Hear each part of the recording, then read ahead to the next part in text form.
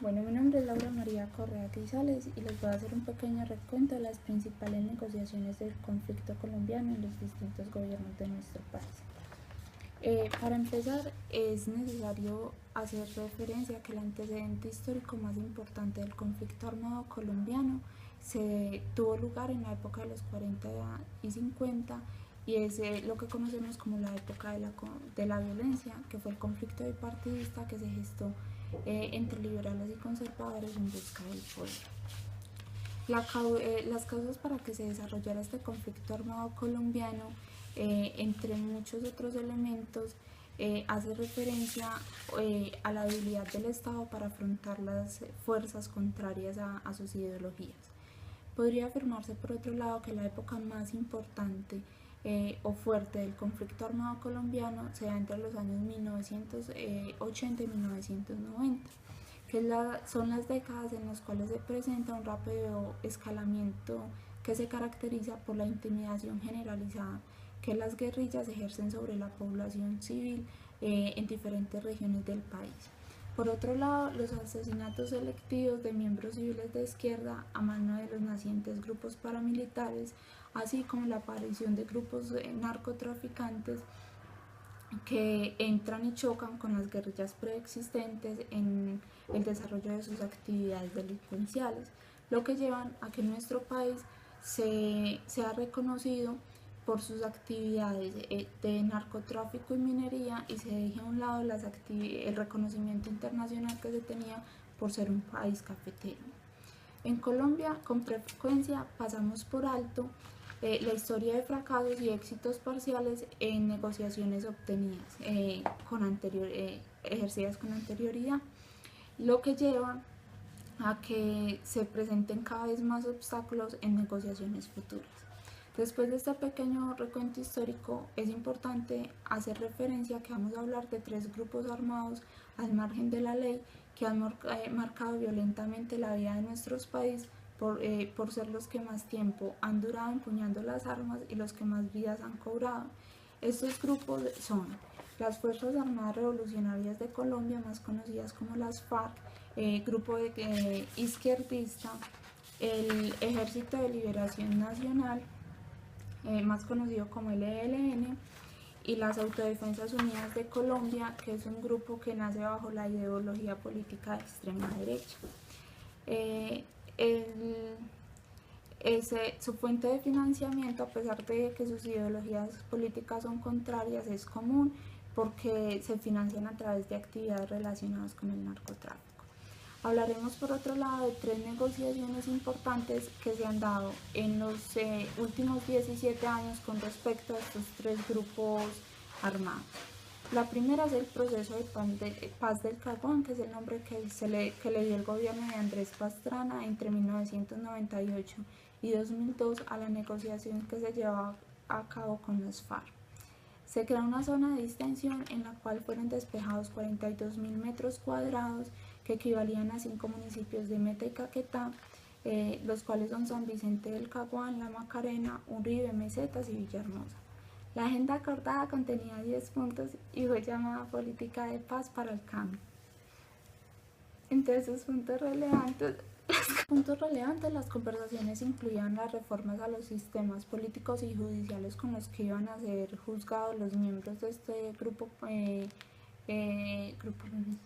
al modelo de desarrollo de estructura agraria, así como los tópicos relativos a los derechos internacionales humanitarios, las relaciones internacionales, penales, el narcotráfico y el medio ambiente y fenómeno paramilitar.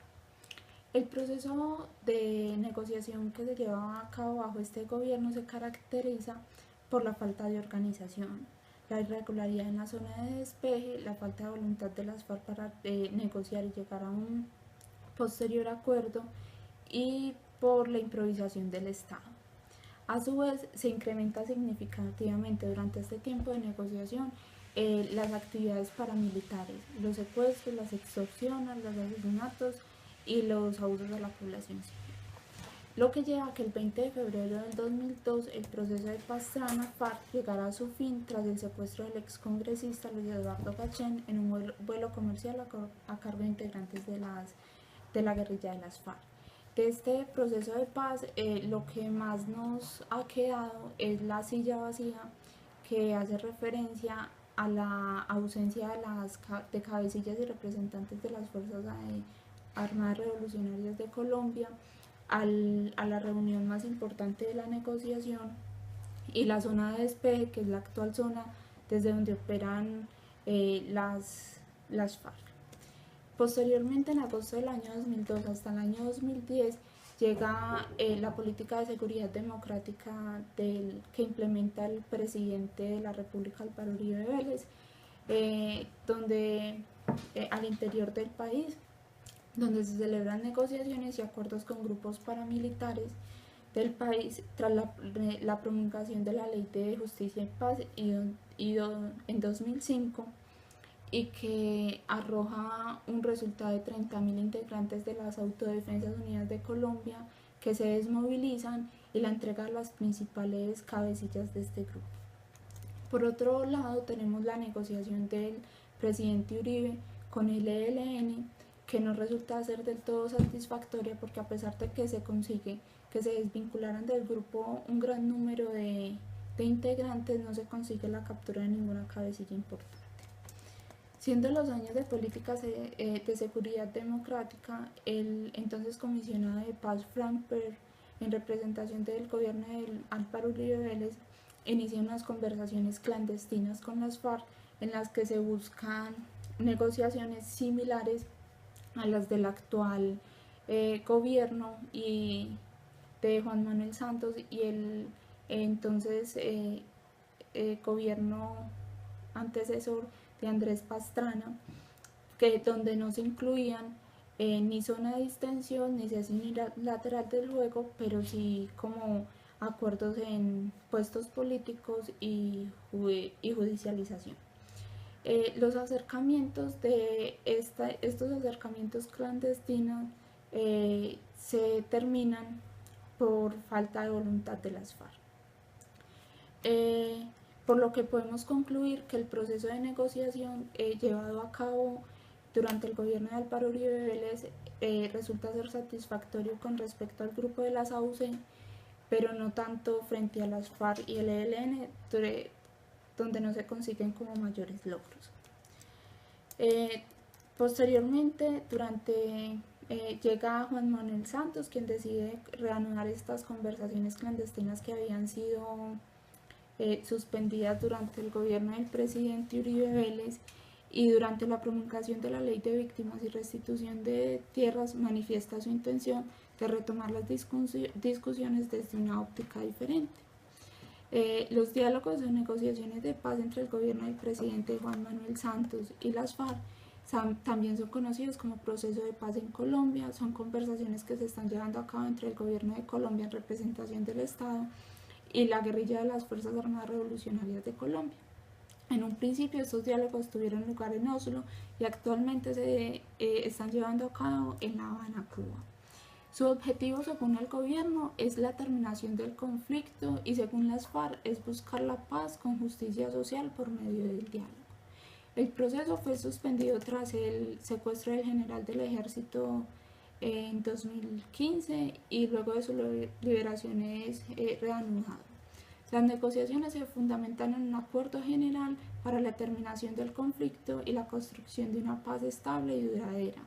Iniciaron formalmente el 18 de octubre de 2012, se fraccionan en 4 fases, de las cuales llevamos en la segunda. Esas 4 fases son los acercamientos secretos, que tuvieron una duración de 6 meses. La segunda fase es la concreción de los acuerdos, la tercera es la refrendación, y la cuarta será la implementación de los puntos del acuerdo a los que se lleguen. Los puntos de la segunda fase constan en discutir las políticas de desarrollo agrario integral, la participación en política que tendrán los miembros de las FARC ante una eventual dejación de las armas, el fin del conflicto, la actual política de drogas, y por último la reparación de las víctimas, tanto de las FARC como del Estado. Este es un punto muy importante porque los representantes de las FARC llegan a la mesa de negociación pidiendo que se les trate como víctimas del Estado y no como victimarios de una población civil. A la fecha de hoy, como dije, los diálogos de paz se encuentran en la segunda fase ya mencionada y han tenido múltiples dificultades debido a la falta de compromiso que han demostrado las FARC frente al cese al fuego que ha propuesto el gobierno, y durante la negociación tenemos que han habido fuertes ataques guerrilleros que generan como un incumplimiento a las negociaciones que se están llevando a cabo y que han cobrado la vida de múltiples militares.